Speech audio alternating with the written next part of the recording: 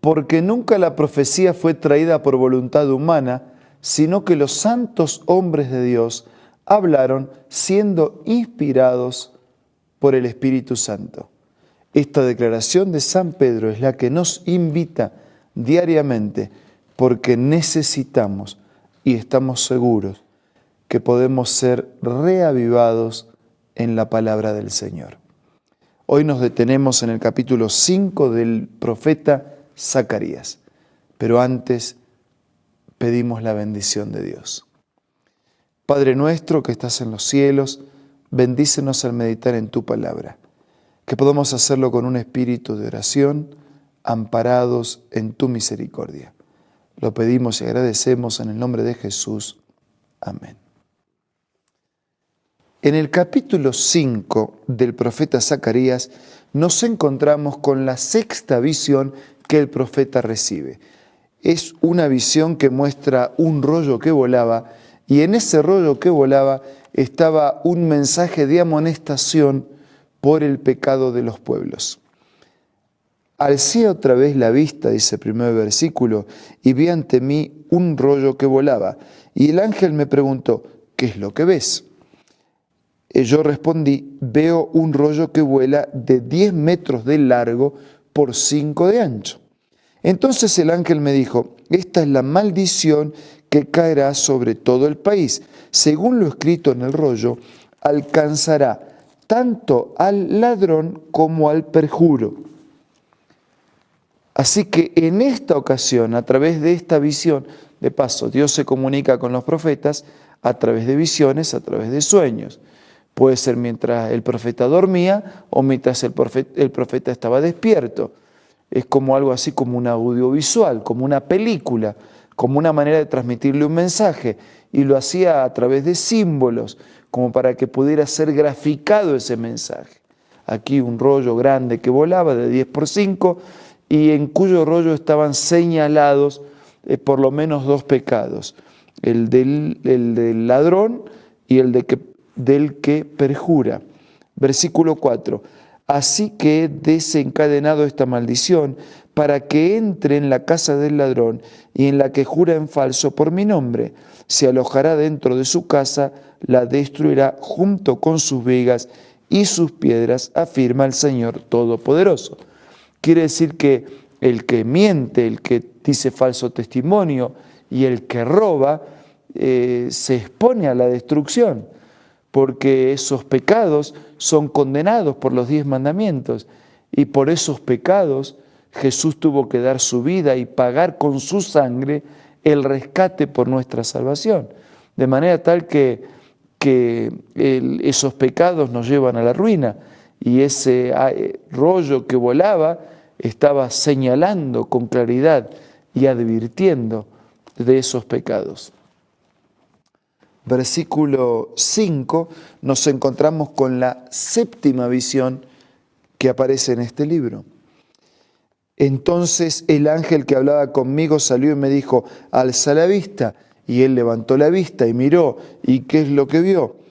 ¿Y qué es? Le pregunté. Y él me contestó, es una medida de 22 litros. Es la maldad de la gente de todo el país. 22 litros. Se levantó entonces la tapa de plomo y dentro de esta medida había una mujer sentada. Y el ángel dijo, esta es la maldad. E inmediatamente arrojó a la mujer dentro de la medida, la cual cubrió luego con la tapa de plomo.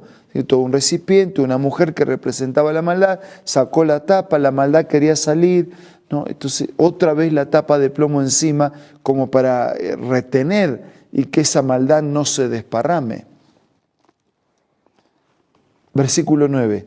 Alcé la vista y vi ante mí 2 mujeres que salían batiendo sus alas al viento. Tenían alas como de cigüeña y elevaban la medida por los aires. Y yo le pregunté al ángel que hablaba conmigo, ¿a dónde se llevan esas medidas? Y él me respondió, se la llevan al país de Babilonia para construir un templo, y cuando el templo esté listo, colocarán la medida allí sobre un pedestal.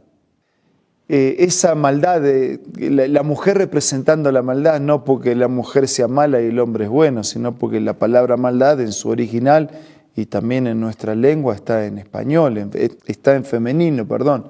Entonces, por eso la mujer estaba representando la maldad y Dios quiso que se retuviera y no se desparramara. Pero después parece dos mujeres que salen y se van a Babilonia. ¿Y cómo? Entonces sí, la maldad se pudo escapar. Lo que pasa es que Babilonia no era el lugar donde se respetaba a Dios y entonces Dios permitió que la maldad fuera aquel lugar porque Dios quiere terminar con la maldad. En el ritual del Antiguo Testamento, en la ofrenda incluía el ofrecimiento de un corderito para Dios, pero también incluía el ofrecimiento de otro animal que representaba al enemigo y que iba a ser allá en el desierto sacrificado.